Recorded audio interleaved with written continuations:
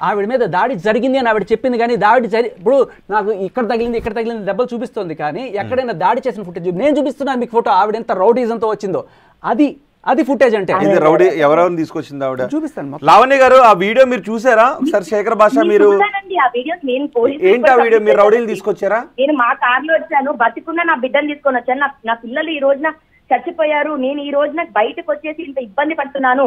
శేఖర్ భాష తింటున్న ప్రతి రూపాయి నా పిల్లలు వెళ్తున్న షిట్ అండి. నా పిల్లలు వెళ్తున్న షిట్.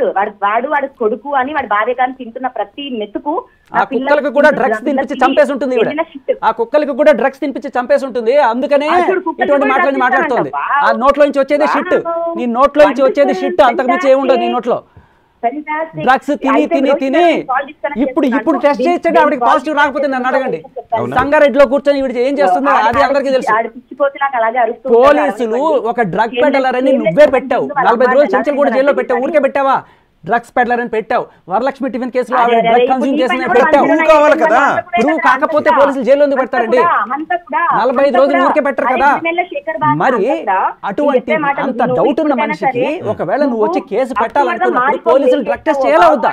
ఏ డ్రగ్స్ మాత్రం పెడుతుందో ఏ రోజు ఇప్పటిదాకా డ్రగ్స్ టెస్ట్ చేయలేదు. ఎందుకంటే ఆఫీసర్స్ కొమ్ము కాస్తున్నారు.